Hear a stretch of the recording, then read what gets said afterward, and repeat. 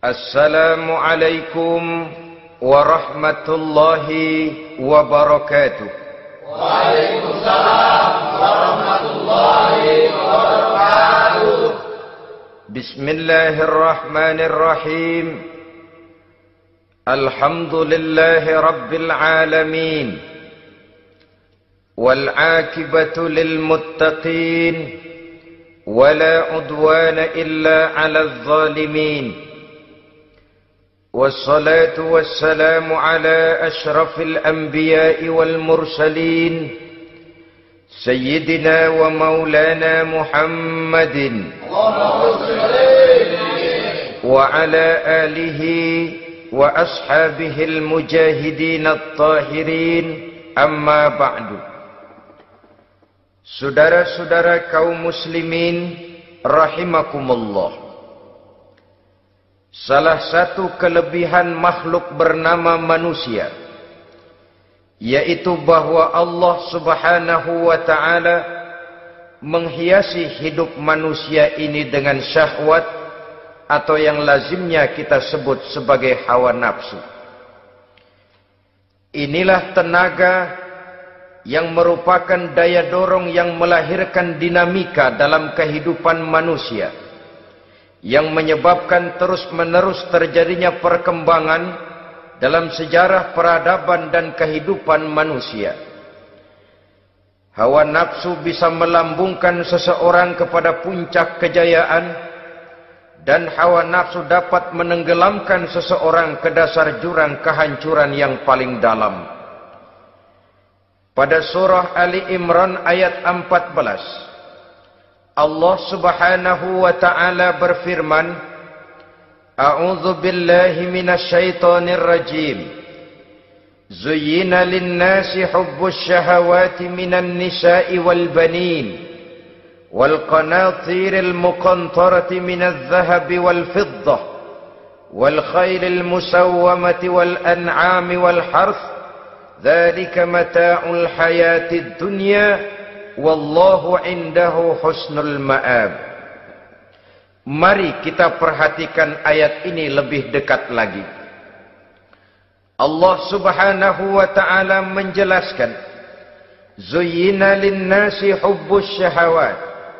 Makhluk manusia itu dihiasi dengan hawa nafsu. Dengan kata lain, hawa nafsu adalah perhiasan. Manusia tanpa hawa nafsu sama saja dengan orang yang tidak berhias, monoton, tidak mempunyai perkembangan dalam gerak kehidupannya. Tetapi kalau hawa nafsu adalah perhiasan, maka jika kita berbicara soal perhiasan, ada dua hal yang harus menjadi catatan pokok. Pertama, kapan satu perhiasan boleh kita pakai? Yang kedua, di mana perhiasan itu harus kita pakai? Kalau saudara berdandan rapi, pakai sepatu dengan kaos kaki, celana, jas, pakai dasi segala macam, tapi itu saudara lakukan pada saat saudara akan pergi ke WC, maka saudara sudah memakai perhiasan tidak pada waktu yang tepat. Begitupun sebaliknya, kalau jam tangan saudara pakai di kaki, kopiah saudara pasang di kaki, lalu sepatu naik ke atas jidat, maka saudara memakai perhiasan tidak pada tempatnya yang tepat. Demikian juga sifat yang bernama nafsu. Kapan dia boleh diperturutkan, di mana dia boleh disalurkan, adalah tugas daripada agama untuk mengatur syahwat atau hawa nafsu. Lihatlah kehidupan malaikat. Malaikat makhluk yang diciptakan Allah tanpa hawa nafsu. Maka kehidupan malaikat monoton. Malaikat tidak mempunyai peradaban dan kebudayaan. Malaikat adalah makhluk yang secara instingtif diciptakan untuk berbakti, tidak punya alternatif atau pilihan lain. Saudara lihat, Ada malaikat yang sejak diciptakan diperintahkan untuk sujud, sujud saja sampai sekarang enggak bangun-bangun. Ada malaikat yang sejak diciptakan diperintahkan untuk tasbih, tasbih saja, yang lain tidak. Ada malaikat yang sejak diciptakan diperintahkan mencabut nyawa, nyawa saja urusannya, yang lain tidak. Pekerjaannya monoton. Tetapi memang karena tidak ada hawa nafsu, tidak ada kecenderungan malaikat untuk nyeleweng. Belum pernah kita dengar misalnya ada malaikat Jibril korupsi ayat. Ini kelihatannya ayat bagus ini, nggak usah disampaikan kepada bawahan Muhammad, dipakai sendiri saja. Tidak. Kita belum pernah dengar malaikat maut keliru mencabut nyawa orang yang belum waktunya modar. Belum pernah. Malaikat itu ibadun mukramun la ya'sunallaha fima amarahum wa yaf'aluna ma yu'marun. Maka kehidupan malaikat adalah monoton. Dinamika tidak ada, peradaban dan kebudayaan juga tidak ada. Andai kata bumi dan seluruh isinya diserahkan kepada malaikat untuk mengisinya, barangkali saudara tidak akan pernah kenal jembatan Semanggi, saudara tidak akan pernah kenal Monas, gedung-gedung bertingkat, gedung-gedung pencakar langit. Semua yang menggerakkan itu adalah karena manusia mempunyai hawa nafsu. Nah, kemudian pada kalimat berikutnya Allah memberikan rincian. Apa nafsu kepada apa yang paling menonjol dalam kehidupan manusia itu? Pertama, minan nisa, hawa nafsu kepada perempuan. Ini tentu yang ditujukan laki-laki. Dimanapun saja makhluk bernama laki-laki, kalau dia normal, tidak impoten, mesti suka kepada perempuan. Itu wajar, bin pantas alias normal. Tetapi tadi saya katakan di awal, nafsu kepada perempuan adalah perhiasan. Kapan makainya, di mana makainya, itulah tugas agama memberikan tuntunan dan aturan. Saudara-saudara kaum muslimin rahimakumullah, nafsu kepada wanita dapat mengantarkan seseorang kepada puncak kejayaan, tapi nafsu kepada wanita bisa menenggelamkan seseorang ke jurang kehancuran. Bergantung kepada latar belakang apa yang mendorong timbulnya syahwat tadi. Dengan kata lain, motivasi syahwat tadi digerakkan oleh iman dan ketakwaan, atau semata-mata karena memang syahwat yang merupakan kendaraan iblis. Penyelewengan pertama yang terjadi dalam sejarah kehidupan manusia adalah penyelewengan yang dilakukan oleh Nabi Adam alaihi salam pada saat ia memetik buah huldi. Kenapa itu dilakukan oleh Nabi Adam? Karena terdorong oleh rasa sayang dan cinta kepada istrinya Hawa. Sebenarnya Hawa lah yang merajuk, Siti Hawa lah yang membujuk, dan Nabi Adam oleh karena syahwatnya kepada istrinya memperturutkan bujukan Siti Hawa itu. Peristiwa Nabi Adam ribuan tahun yang lalu akan terus relevan sampai ke zaman kita sekarang ini. Berapa banyak orang-orang yang karena terlalu ingin menyenangkan istrinya, lalu tidak segan-segan melakukan perbuatan yang menyimpang, baik itu merugikan orang lain, merugikan masyarakat, bahkan merugikan bangsa dan negaranya. Seorang pedagang tidak akan segan-segan menipu. Sebaliknya pun begitu. Tidak jarang wanita di dalam kelemahannya bisa menenggelamkan dunia. Seorang suami yang jujur, polos, lugu, sederhana bisa jadi koruptor ulung karena didorong-dorong oleh istrinya. Istrinya barangkali bisa saja dibakar-bakar oleh tetangganya. Suaminya jujur, sederhana, kepala bagian, tempatnya basah tapi melarat. Istri rupanya tidak sabar melihat gaya hidup yang makin konsumtif, persaingan yang makin tajam. Suaminya dikipas-kipasin. Kata istrinya, bang, tetangga sebelah kita lakinya pegawai kecil, bang, tapi gelangnya kayak pelek beca.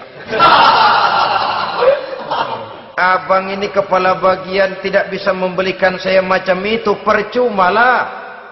Kata suaminya, ya bagaimana bu, gaji saya cuma segitu-gitunya. Ya namanya kepala bagian, apaan, kayak sabet dulu. Kalau sudah berpikir ke arah ini, artinya sudah ngipasi suaminya untuk melakukan tindakan yang tidak wajar. Saudara-saudara kaum muslimin rahimakumullah, sejak zaman klasik sampai kepada zaman kita sekarang ini, kita melihat kecenderungan syahwat kepada wanita ini. Julius Caesar yang katanya gagah perkasa, ternyata tunduk di bawah kaki Cleopatra. Napoleon Bonaparte, the Lion of Europe, singa daratan Eropa, luas kekuasaannya, gagah perkasa tentaranya, kepada siapa dia tunduk? Ke bawah kakinya Margaret Josephine. Demikianlah di zaman kita sekarang.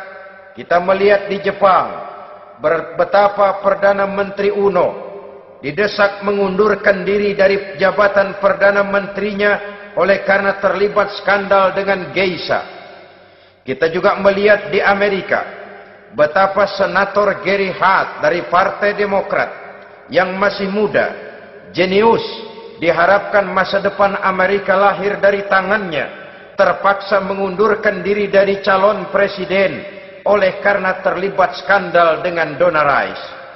Kita juga menyaksikan betapa parlemen dan kabinet di Inggris sempat geger oleh karena skandal Pamela Bordes, pelacur kelas kakap yang melanglang buana mencari sasaran-sasaran kakap. Ini adalah kisah kejatuhan yang diakibatkan oleh hubbus syahawat minan nisa. Oleh karenanya benar jika Nabi kita menyatakan an-nisa'u imadul bilad, wanita adalah tiang negara. Jikalau baik wanita, baik negara. Jikalau rusak wanita, hancur negara. Kalau syahwat kepada wanita cuma semata-mata karena syahwat, maka seorang laki-laki akan memandang wanita cuma sekedar alat pemuas hawa nafsu. Nilainya rendah. Sedangkan agama kita mengajarkan ma akraman nisaa illa karimun wa ma ahanan nisaa illa laimun, kata Nabi. Tidak akan menghormati kaum wanita kecuali orang-orang yang terhormat, dan tidak akan merendahkan derajat kaum wanita kecuali memang orang-orang yang rendah moralnya. Dengan kata lain, apabila syahwat minan nisa ini dilandasi dengan semangat iman dan ketakwaan, maka kehidupan Rasulullah sallallahu alaihi wasallam sungguh menjadi figur dan contoh dalam kehidupan kita. Perkawinannya bukan karena wajah yang cantik semata-mata, tapi lebih merupakan nilai ibadah kepada Allah Subhanahu wa taala. Dengan demikian, kecenderungan kepada hubbus syahawat minan nisa dikontrol oleh nilai iman. Barometernya, tolok ukurnya adalah iman. Di zaman sekarang banyak kasus kawin campur yang pada akhirnya akan membingungkan kita sendiri. Padahal Al-Quran secara jelas dan tegas memberikan bimbingan. Orang itu kalau sudah, kata Imam Syafi'i, wa ainur ridha an kulli aibin kalilatun kama anna aina suhti tubdil masawiyah. Mata kalau dibalut cinta dia buta terhadap nista, tapi mata kalau dibalut benci hanya melihat yang keji-keji saja. Biasanya cinta kepada wanita memang bisa menimbulkan dorongan yang positif, tapi juga bisa membuat seseorang buta sama sekali. Dorongan yang positif paling kurang dari segi penampilan. Coba lihat lelaki kalau lagi demen perempuan, lenjeh banget kan. Sisiran rambutnya rapi, teriskaan bajunya lancip, sepatunya mengkilat, kantong celananya tebel, perkara anduk isinya bukan soal. Yang penting kan gaya. Lalu dinamis, kreativitasnya ada saja timbul. Tapi pada sisi lain, jikalau orang sudah kehilangan pertimbangan, juga kadang-kadang tidak segan-segan mengorbankan akidah, mengorbankan nilai-nilai iman.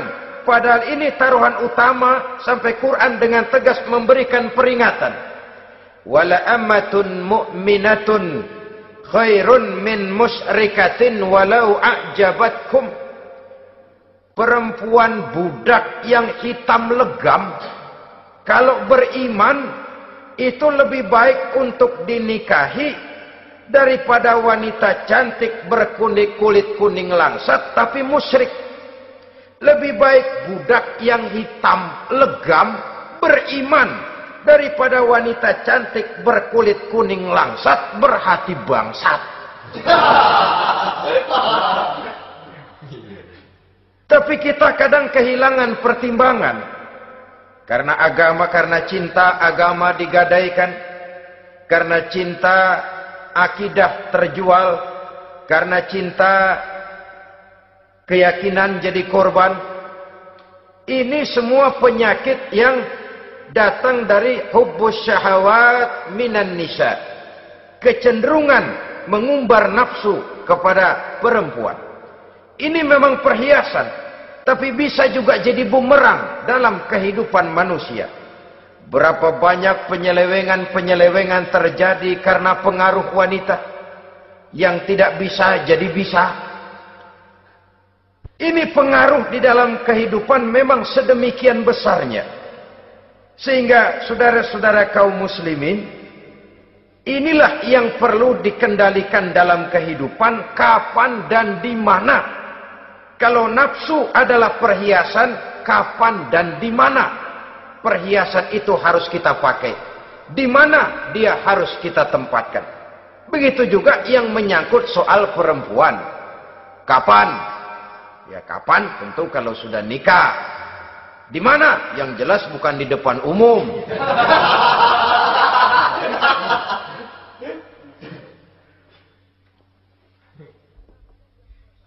Ini nafsu yang pertama, minan nisa. Yang kedua, wal banin. Dihiasi juga manusia dengan kecintaan kepada banin. Makna banin di sini al-aulad, anak-anak laki. Kenapa disebut banin, anak-anak laki? Karena pertama, sering anak laki itu lebih jadi kebanggaan buat orang tuanya ketimbang anak perempuan. Sebabnya apa? Pertama, faktor nasab. Silsilah lebih kuat kepada laki-laki ketimbang perempuan. Yang kedua, faktor cita-cita. Orang tua kalau punya anak laki-laki, cita-citanya panjang. Nak, kau nanti jadi dokter ya. Nak, jadi insinyur ya. Nak, jadi pilot ya. Nak, jadi pengusaha ya. Nak, jadi presiden ya. Tapi kalau dia punya anak perempuan, paling, ya nak, mudah-mudahan nanti kamu dapat jodoh orang baik nak. Dapat jodoh orang soleh. Saudara-saudara, yang ketiga, anak perempuan itu kalau sudah berkeluarga, biasanya pindah kepada lingkungan keluarga lain. Sehingga orang berkata, punya anak perempuan banyak sebenarnya seperti agen. Artinya ada yang mau bawa, kan begitu. Ada yang minta, ambil. Ada yang berminat, buntel. Paling dia nengokin orang tuanya ya lebaran. Ya syukur kalau sebulan sekali atau seminggu sekali. Tapi minimnya kan lebaran. Dengan demikian dari garis nasab ini lebih kuat al-banin ketimbang al-banat. Manusia dihiasi dengan kecintaan kepada anak-anak. Sering karena terlalu cinta kepada anak, kita menjerumuskan anak. Terlalu sayang kepada anak, segala maunya kita perturutkan tanpa kendali dan kendala. Akhirnya sifat yang demikian itu malah mendorong anak untuk manja, tidak percaya kepada kemampuan yang dimilikinya, selalu mengandalkan kepada kebesaran, kemampuan daripada orang-orang yang dibanggakannya itu, dan dalam kondisi demikian kedewasaan dan tanggung jawabnya akan lambat berkembang. Maka Allah Subhanahu wa taala memperingatkan bahwa harta dan anak bisa menjadi fitnah. Dalam ayat lain Allah juga memperingatkan, ya ayyuhalladzina amanu la tulhikum amwalukum wa auladukum an dzikrillah. Wahai orang-orang yang beriman, jangan sampai hartamu dan anak-anakmu memalingkan kamu daripada mengingat Allah. Jangan sampai kesibukanmu kepada anak dan harta benda menyebabkan kamu sampai lupa mengingat Allah Subhanahu wa taala. Berapa banyak manusia yang tenggelam dengan melupakan Allah, jauh dari agama, jauh dari tuntunan syariat, oleh karena disibukkan oleh persoalan anak dan persoalan harta benda. Maka satu-satunya jalan, jikalau kita tidak ingin anak kita sampai memalingkan kita daripada mengingat Allah, nilai-nilai keimanan harus ditanamkan kepada mereka sedini mungkin. Dengan bekal ini, maka mereka, anak-anak kita, insya Allah tidak akan membuat kita orang-orang tua ini berpaling daripada mengingat Allah, berpaling daripada kehidupan beragama. Memang karena anaklah kita orang tua peras keringat banting tulang, pergi pagi pulang sore cari nafkah. Karena anaklah kita orang tua, kepala jadi kaki, kaki jadi kepala. Asal mereka bisa menikmati hari depan yang lebih baik dari yang kita nikmati sekarang ini. Tapi berapa banyak juga orang-orang tua yang tidak sadar akan amanah berupa anak ini. Mereka lalai, mereka bersikap masa bodoh, padahal tidak akan ada yang tidak dipertanggungjawabkan di hadapan Allah Subhanahu wa taala. Orang tua bisa mendapat pensiunan pahala kalau anaknya tumbuh menjadi anak yang soleh. Tetapi orang tua pun bisa saja masuk neraka karena anaknya menjadi anak yang kurang ajar dan orang tuanya sama sekali tidak pernah memberikan pendidikan yang sebagaimana mestinya. Saudara-saudara kaum muslimin rahimakumullah, kita tentu berharap memperoleh pensiunan pahala dan bukan mendapat tambahan dosa dari kekurang ajaran anak-anak kita akibat kita sebagai orang tuanya tidak pernah mau mendidik mereka. Dalam hadis ada diriwayatkan, ada anak kurang ajar, sembahyang tidak, puasa ibadah tidak, kenal Allah tidak, beriman pun tidak, dosa kelewat banyak, kejahatan berkarat. Di akhirat nanti disidang dia, ditanya, kamu kenal siapa Tuhanmu? Tidak. Kamu tahu siapa nabimu? Tidak. Kitab sucimu apa? Tidak tahu. Kiblatmu di mana? Tidak ada. Kamu sholat? Tidak pernah. Kamu puasa? Tidak pernah. Wah, kalau begitu kamu rusak sekali, kamu neraka. Anak ini mengajukan protes. Saya menuntut keadilan. Benar saya tidak kenal siapa Tuhan saya. Saya tidak tahu apa kitab suci saya. Saya tidak pernah mendirikan sholat. Tidak pernah melaksanakan puasa. Pendeknya tidak ibadah dan tidak iman. Tapi semua itu terjadi. Sebab-sebabnya tidak lain karena orang tua saya tidak pernah mendidik dan mengajarkan saya. Orang tua saya tidak pernah mengarahkan saya ke jalan itu. Sampailah saya seperti keadaan yang sekarang ini. Orang tua saya enak-enakan ngaji, saya teler diantepin aja. Orang tua saya memegang kitab, saya megang botol. Dia tahu, dia diam saja. Dia tahu dan dia tidak memberikan peringatan. Karena orang tua saya lah, maka saya jadi seperti sekarang ini. Kalau saya harus masuk ke dalam neraka, Saya menuntut keadilan agar orang tua saya juga ikut bersama saya gabung ke dalam neraka. Orang tuanya yang baik-baik dipanggil. Sudah mau berangkat ke surga nih orang tua, dipanggil. Ntar dulu mas, ini dulu. Mau kemana, kencang banget? Surga pak. Nanti dulu, urusan belum beres. Ini benar anakmu ini. Dilihat anaknya. Iya anak saya ini. Waktu di dunia nggak pernah diajarin ngaji. Nggak pernah. Sampai dia nggak kenal Tuhannya, nggak kenal nabinya, nggak kenal kiblatnya, nggak kenal kitabnya. Iya. Dia sembahyang, kamu dia nggak sholat, kamu diemin aja. Iya kali. Kenapa pakai kali? Yang benar ngomong. Ramadan dia nggak puasa, kamu nggak tegur, kamu diam saja. Iya. Wah, kamu nggak tanggung jawab.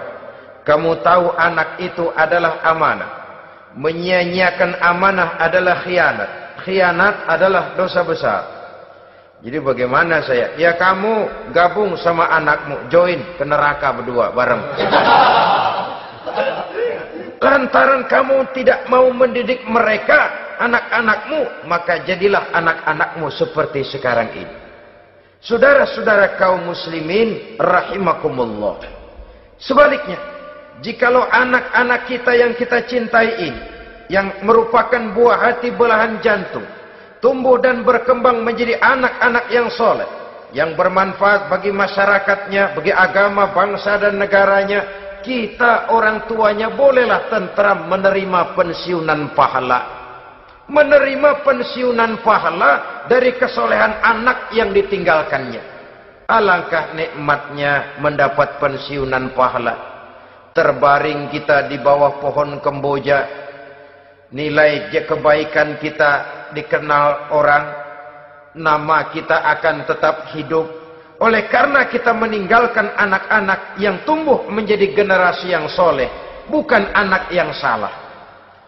Oleh karenanya, kecintaan kepada anak jangan sampai membuat kita lalai dari mengarahkan mereka kepada kehidupan beragama.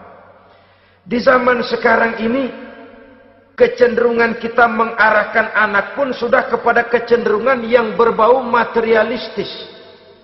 Maka yang ramai bagaimana anak bisa mengejar program MBA, Master of Business Administration, supaya keluar bisa jadi manajer. Bagaimana anak lalu kursus komputer, supaya keluar menjadi tenaga yang canggih di bidang komputer.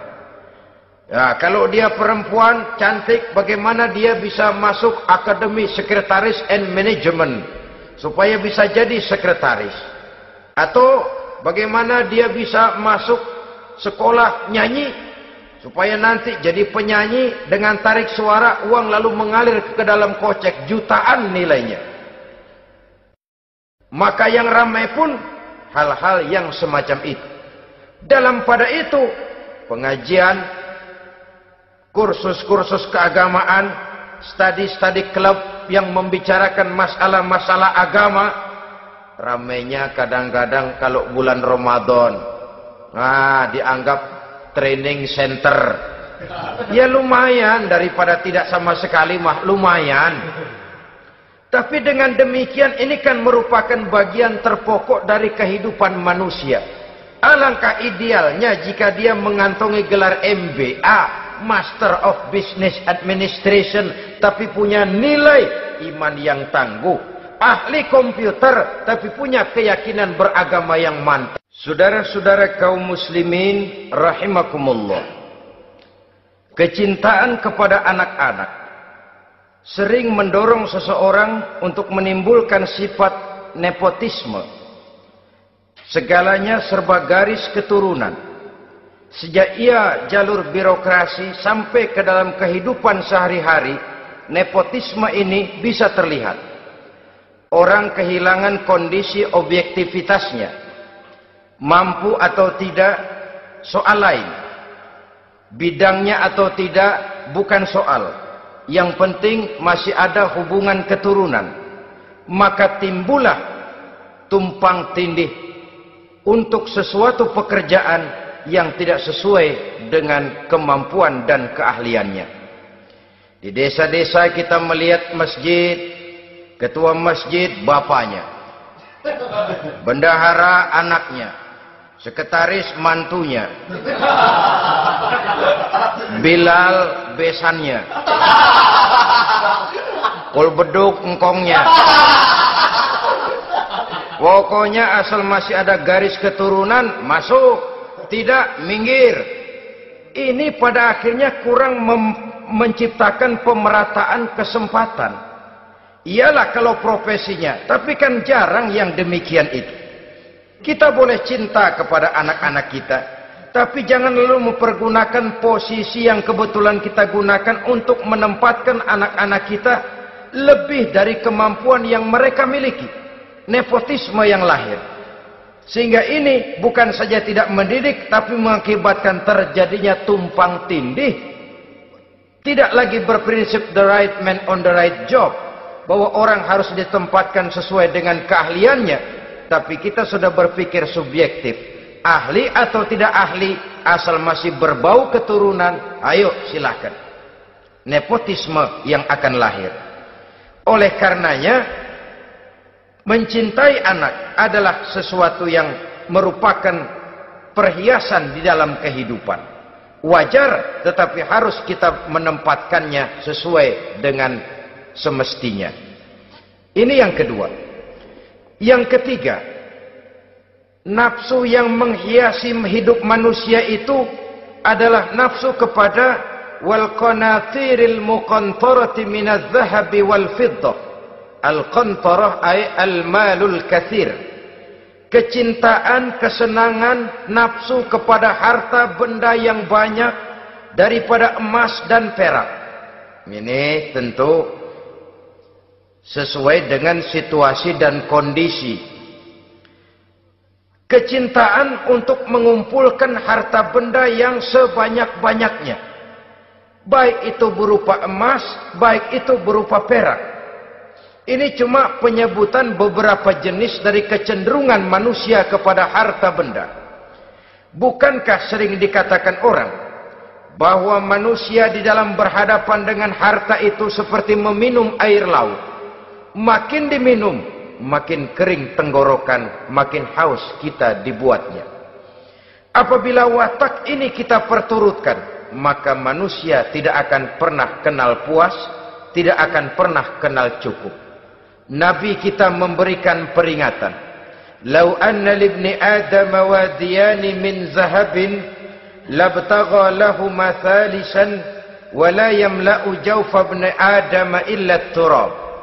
Andai kata manusia mempunyai dua buah ladang yang seluruhnya berisi emas, akan puaskah manusia? Tidak. Mereka akan cari ladang emas yang ketiga. Wala yamla'u jawfa ibni Adam illa turab. Sungguh mulut manusia ini tidak akan pernah penuh terisi kecuali kalau sudah disumpal dengan tanah. Artinya kalau sudah dia dipendam di liang lahat baru cukup. Tetapi sepanjang dia masih bergerak, masih hidup dan bernyawa, masih bisa berusaha dan berbuat, dia tidak akan pernah mengenal puas. Ini akan mendorong manusia terjebak kepada menghalalkan segala cara untuk mencapai tujuan. Yang penting kaya, kan begitu. Dan cepat.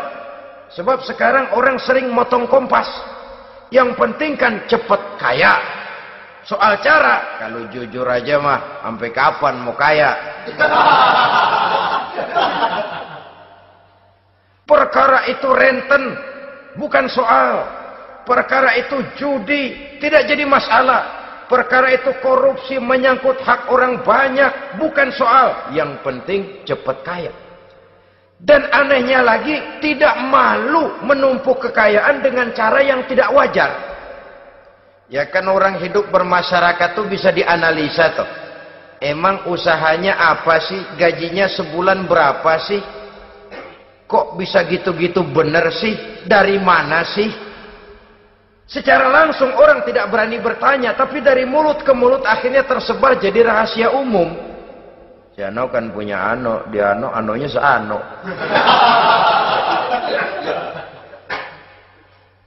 Ini bisa jadi bahan pertanyaan dalam kehidupan, akhirnya jadi gunjingan. Orang sudah tidak terlalu peduli dari mana kekayaan itu diperoleh, yang penting kaya. Dengan menghalalkan segala macam cara, terjebaklah ke dalam cara-cara mafia, terjebaklah ke dalam cara-cara yang tidak wajar, tidak bijaksana, memperkuat klik, clean, dengan menghantam yang lain. Saudara-saudara kaum muslimin rahimakumullah, bahwa manusia punya nafsu ingin kaya itu boleh. Boleh. Agama memberikan tuntunan, memberikan aturan. Tidak hanya sekedar asal kaya, tidak hanya sekedar asal banyak harta. Malahan hadis menyatakan, kalau saudara diberikan umur panjang, pertanyaan akhirat cuma satu kok. Umurmu kau habiskan di mana? Kalau saudara diberikan amanah berupa ilmu pengetahuan, pertanyaan akhirat juga cuma satu kok. Ilmumu kau amalkan untuk apa? Tapi kalau kita diberikan amanah berupa harta benda, pertanyaan akhirat itu dua. Min aina iktasabahu wa fima anfaqahu. Dari mana hartamu kau dapat, kemana hartamu kau belanjakan. Dari mananya ditanya, kemananya juga ditanya. Depan belakang ditanya. Dan kalau mempergunakan harta untuk kesenangan syahwat, orang berani bukan main. Tapi kalau untuk kepentingan agama, yang hakikatnya untuk kepentingan dirinya sendiri, berat seperti nyabut bambu dari ujung. Orang kalau menyumbang masjid 100.000, itu kan zohirnya memberikan panitia masjid. Tapi hakikatnya kan dia nabung buat dirinya sendiri. Seolah-olah dia cuma berkata, Pak, tolong saya titip 100.000, ini untuk kepentingan saya di akhirat nanti. Silakan uangnya mau dibelikan semen, pasir, kaca, pintu, jendela, silakan. Saya cuma titip, ini untuk saya di akhirat nanti. 100.000 Pak. Zohirnya dia memberikan kepada panitia masjid, madrasah, pesantren, yatim piatu. Hakikatnya dia nabung buat dirinya sendiri di akhirat. Malah tabungan ini bukan SDSB namanya, SDBS. Sumbangan dana berhadiah surga. Itu SDBS namanya. Sekarang orang mengejar SDSB, lalu berat mengejar SDB. Sumbangan dana yang berhadiah surga langsung dari Allah subhanahu wa ta'ala. Coba kalau dia main golf, sewa lapangan golf itu 400-500 ribu sebulan, paling 4-5 kali main. Beli stick golfnya saja sampai jutaan. Datang panitia pembangunan masjid 100.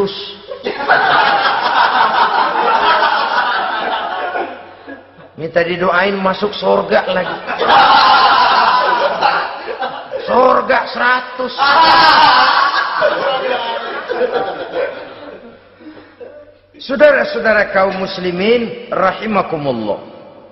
Kecintaan kepada harta benda yang banyak, baik berupa emas, berupa perak, mendorong orang untuk berlomba-lomba yang Allah peringatkan dalam Al-Quran, Alhaakumut takatsur hatta zurtumul maqabir. Kamu telah lalai akibat kamu berlomba-lomba memperbanyak materi dunia. Hatta zurtumul maqabir, sampai kamu dekat masuk ke liang kubur, baru rupanya sadar bahwa perlombaan ini tidak akan pernah sampai ke garis finish. Betapapun jauhnya rally Paris-Dakar, garis finishnya ada. Betapapun hebatnya medan yang ditempuh, buasnya gurun pasir Afrika, garis finishnya pasti ada. Itu kan rally yang terbuas di dunia katanya, Paris-Dakar. Tapi garis finishnya ada. Namun jikalau kita berlomba memperbanyak harta, kita tidak akan pernah sampai ke garis finish. Yang kecil-kecilan aja dah. Kalau orang ditanya, kamu kenapa sih belum mau sembahyang? Ya bagaimana mau sembahyang Pak, tinggal di Jakarta masih kontrak. Saban habis tahun diubur-ubur yang punya rumah. Kalau punya rumah sendiri walaupun kecil-kecilan saya mau ibadah Pak. Ya diberikan rezeki oleh Allah bisa bikin rumah walaupun kecil-kecilan. Belum juga mau sembahyang. Kok belum juga sembahyang? Iya Pak, rumah emang udah punya sendiri, cuman kecil Pak. Atasnya atap, kalau hujan aja bocor.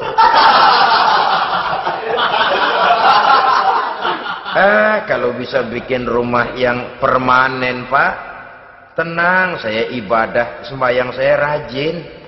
Iyalah, diberikan rezeki, bisa bikin rumah permanen. Bagus rumahnya. Lain lagi. Iya, rumah sudah permanen, tembok, kubin. Cuman isinya belum ada Pak, perabotannya. Aduh. Kalau punya peralatan rumah tangga yang memadai, tenang, saya ibadah. Diberikan juga rezeki, bisa beli perabotan rumah tangga yang lumayan. Di atas tekelnya sudah pakai karpet, mebelnya spaghetti, tempat tidurnya alga spring bed, dan lo-pilo. Ada kulkas, ada TV, di sebelah TV ada kunci mobil. Kuncinya mobilnya.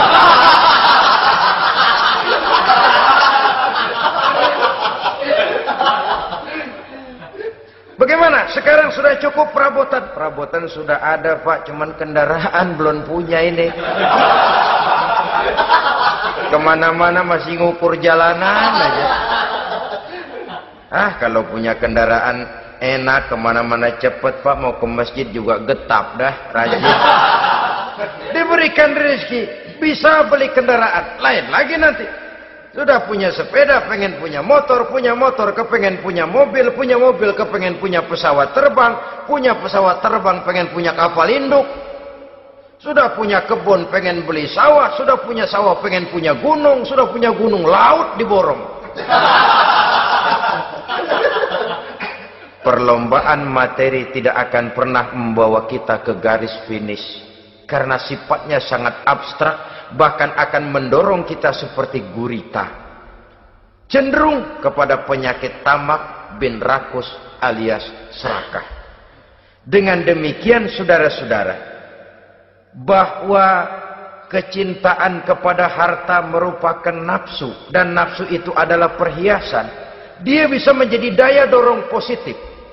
Kalau dalam upaya memperoleh harta itu kita tidak akan keluar dari tujuan keridhaan Allah. Saya cari nafkah, tapi yang Allah ridho. Saya ingin kaya, tapi dengan cara yang Allah ridho. Ini kunci yang akan menyelamatkan kita manusia dari perangkap menghalalkan segala cara. Ini yang ketiga. Yang keempat, dihiasi manusia itu dengan nafsu kepada wal khailil musawwamah, kuda yang bagus, kendaraan yang bagus, kuda yang terpelihara. Al musawwamah ada yang mentafsirkan ar-ra'iyah. Ar-ra'iyah itu yang digembalai. Binatang ternak, kuda yang digembalai atau kuda yang diikat. Artinya, kalau dulu kan yang namanya tuan-tuan tanah itu baru dibilang bejeger kalau kemana-mana naik kuda. Jet set zaman dulu itu udah kelompok jet set, itu kendaraan. Kalau sekarang baby benda, dulu mah kuda band.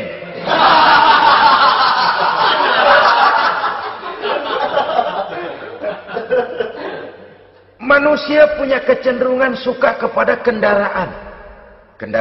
Apalagi di zaman sekarang ini. Wah, iklan-iklan itu kan sangat menggoda kita.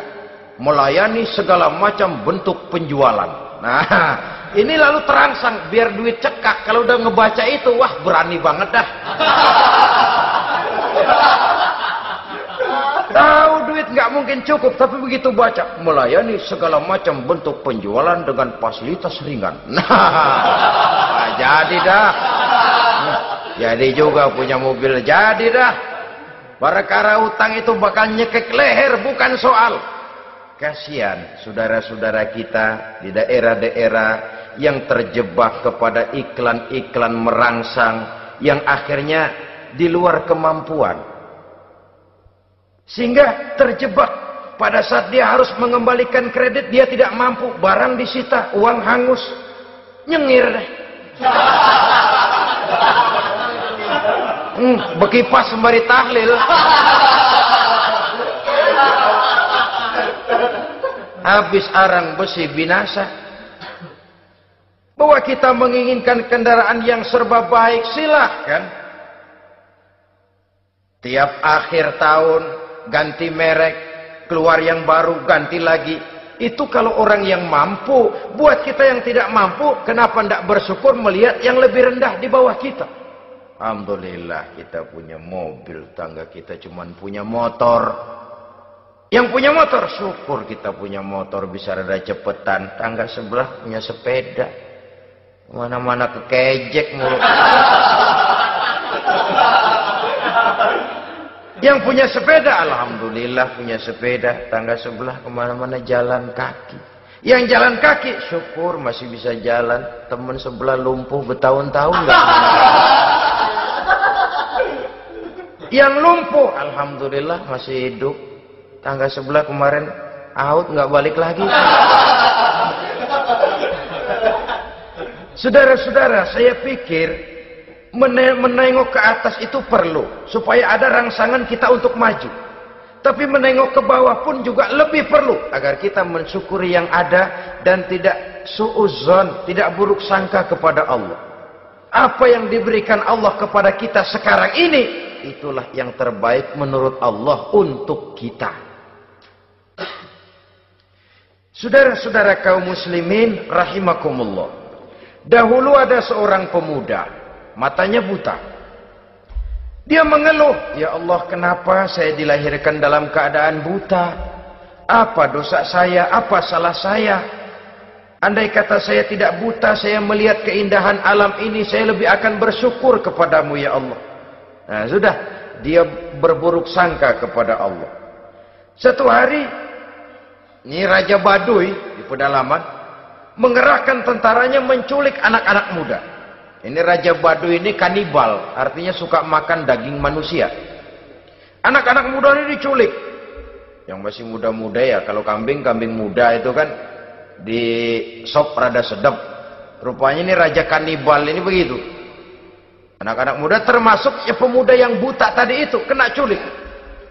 Ya sudah diculik, rawatlah di istana raja ini, diberikan pakaian bagus, dikasih makan serba enak. Sebab apa? Supaya badannya gemuk. Setelah gemuk nanti dipotong di sop legit. Udah, kerjanya cuma makan tidur, fasilitas nikmat, tidur enak. Udah giliran dapat 1 bulan 2 bulan kemudian, ketika mau diambil anak-anak muda ini, raja sendiri yang milih mana yang disop duluan nih. Sampai giliran anak muda yang buta ini, raja geleng kepala. Yang begini mah buta, dagingnya nggak enak. Ini satu lepas aja, lepas. Saya mau makan daging orang buta, lepas aja. Pulang ini anak muda, batinnya bersyukur, sujud syukur, ya Allah, katanya untung saya buta. Coba kalau saya nggak buta udah habis saya disop. 2 bulan yang lalu dia mengeluh, ya Allah kenapa saya dilahirkan dalam keadaan buta. Sekarang dalam pulang ke rumah, perjalanan menuju ke rumah, dia berkata, alhamdulillah, andai kata saya tidak buta, habis badan saya disop oleh raja yang kanibal tadi itu. Saudara-saudara kaum muslimin rahimakumullah. Jadi dengan demikian pola hidup yang konsumtif sesungguhnya sangat tidak mendidik apabila dilatar belakangi oleh kemampuan yang tidak menunjang. Dengan demikian setidaknya mendidik orang untuk berkhayal. Anak-anak muda sama merek mobil ngerti banget dah, punya kagak? Ini BMW model terakhir nih, Nih, kemarin gue ngeliat di sana gue megang rame banget.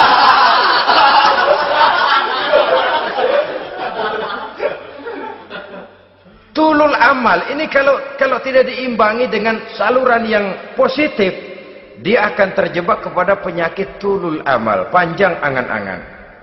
Baiklah ya, wal khailil musawwamah.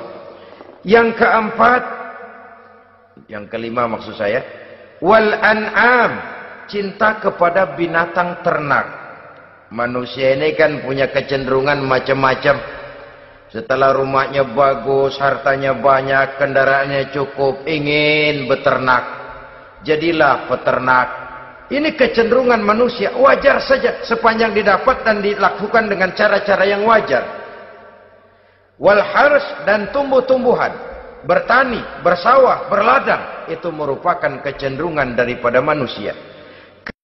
Keseluruhan itu kata Allah, kecintaan kepada wanita, kepada anak, kepada harta benda, kepada kendaraan, kepada binatang ternak, kepada tumbuh-tumbuhan, zalika, semua itu mata'ul hayatid dunya, merupakan kesenangan hidup dunia. Berapa lama kesenangan hidup dunia? Sebentar, seumur manusia. Seumur manusia. Bahkan kadang-kadang pada saat dia masih hidup pun orang tidak sepenuhnya sempat menikmati kesenangan hidup dunia. Apabila ajal datang, selesailah kehidupan dunia sampai di situ. Orang-orang kafir, buat mereka surganya di dunia ini. Bila kehidupan di dunia selesai, selesailah sudah surganya sampai di situ.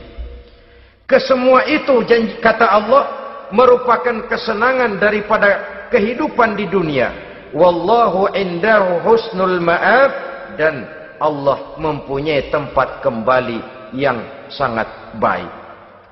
Nah, setelah Allah menjelaskan semua itu, pada ayat yang ke-15 Allah memberikan jalan keluarnya. Memperturutkan nafsu kepada wanita, anak-anak, harta benda, kendaraan, binatang ternak. Bijaksanakah itu? Dalam ayat ke-15 surah Ali Imran ini, Allah memberikan penjelasan tuntas. Qul a'unabbi'ukum bi khairim min zalikum.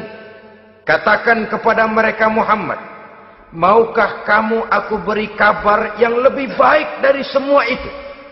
Lebih baik daripada kesenanganmu kepada wanita, kepada anak-anak, kepada harta benda, kepada kendaraan dan sebagainya. Mau kamu aku beritahu yang lebih baik daripada semua itu? Jawaban tentu mau. Kalimatnya bukan ukhbirukum, a'unabbi'ukum. An-naba itu berita yang besar. Lain dengan al-khabar, itu berita biasa saja. An-naba, sehingga pembawa berita disebut nabi. Dari naba yanbi, pembawa berita yang benar. A'unabbi'ukum, maukah aku tunjukkan kepada satu berita yang benar-benar besar dan benar-benar lebih baik dari yang semua disebutkan tadi. Apa jalan keluarnya? Lillazina taqaw 'inda rabbihim jannatun tajri min tahtihal anhar. Bagi orang-orang yang bertakwa kepada Allah, mereka akan mendapatkan surga yang di bawahnya mengalir sungai. Khalidina fiha, mereka akan kekal di dalamnya. Wa azwajun mutahharah, dan mereka mendapat istri-istri yang suci. Waridwanum minallah, dan keridhaan daripada Allah subhanahu wa ta'ala. Kalau kamu hai orang-orang yang beriman, kalau kamu hai manusia menyangka bahwa nafsu kepada wanita, anak-anak, mengumpulkan harta benda, kendaraan yang menarik, binatang ternak dan tumbuh-tumbuhan itulah yang lebih baik untuk kesenangan dunia, memang itu kesenangan dunia. Tapi nih, seolah-olah kata Allah, nih, saya kasih tahu kamu, aku beritahu yang lebih baik dari semua itu. Apa? Takwa kepada Allah. Kecintaan kepada wanita. Kalau takwa dasarnya, orang nggak amburadul, nggak semrawut, nggak pokoknya gue mau asal perempuan dan membuat terus. Tapi punya kaidah, punya norma. Demikian juga kepada anak-anaknya. Demikian juga kepada harta benda. Pokoknya asal harta, mau halal mau haram, tekuk terus dah. Semuanya dilandasi oleh taqaw, lillazina taqaw, oleh ketakwaan kepada Allah. Nah, ketakwaan ini akan menghasilkan apa? Inda rabbihim jannatun tajri min tahtihal anhar. Melahirkan, menghasilkan surga yang di bawahnya mengalir sungai-sungai. Saudara-saudara kaum muslimin rahimakumullah. Jika kita menyangka bahwa wanita bisa memberikan kesenangan, iya, kesenangan dunia. Jika kita menyangka bahwa harta benda bisa memberikan kesenangan, iya, kesenangan dunia. Jika kita menyangka bahwa kendaraan bisa memberikan kesenangan, iya, kesenangan dunia. Tapi kita tidak cuma ingin itu, kita ingin itu semua juga bisa membawa kesenangan akhirat. Caranya landasi dengan takwa. Kesenangan kepada wanita didasari dengan takwa. Maka jangan jadikan wanita cuma sekedar alat pemuas hawa nafsu. Kesenangan kepada anak-anak dilandasi dengan takwa. Maka anak-anak diarahkan kepada jalan yang diridhoi Allah. Kesenangan kepada kendaraan dilandasi dengan takwa. Maka kendaraannya selalu mengarah berjalan menuju jalan takwa, diridhoi oleh Allah Subhanahu wa taala. Kalau tidak, tuh mobil asal lempengan Ancol gancang banget dah. Tapi giliran dihadapin ke masjid, mogok melulu mobil. Urusan ngaji ada aja halangannya tuh kendaraan. Tapi kalau untuk urusan maksiat, ngebut benar-benar. Dilandasi dengan ketakwaan. Sehingga dengan demikian tidak hanya sekedar surga di dunia ini, tapi lebih-lebih di surga di akhirat nanti. Khalidina fiha, kekal. Kalau dunia ini kan zillun zail, bayangan. Hari ini kita jaya, besok kita bangkrut. Siapa yang mau menghalangi? Hari ini kita melambung, besok kita nyungsep. Siapa yang bisa menarik? Tidak kekal, berubah, temporer, relatif. Di sana kebahagiaan yang dilandasi dengan takwa ini sudah surga, kekal di dalamnya, azwajun mutahharah. Mendapat istri-istri yang suci. Suci dalam arti belum pernah dijamah orang lain. Suci dalam arti tidak pernah terkena halangan. Seperti men misalnya. Baik menstruasi atau mencret, itu tidak. Azwajun mutahharah. Konon makna mutahharah ini ya artinya juga bisa selalu gadis, bidadari itu. Selalu perawan. Tidak pernah janda. Walaupun tiap hari dipakai, perawan terus. Dan yang lebih penting, waridwanum minallah, mendapat ridho dari Allah Subhanahu wa taala.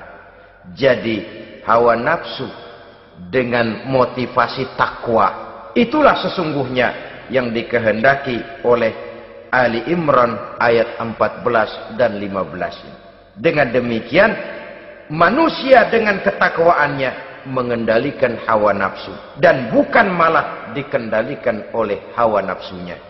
Sehingga dengan demikian, seluruh fasilitas yang dimilikinya, baik itu berupa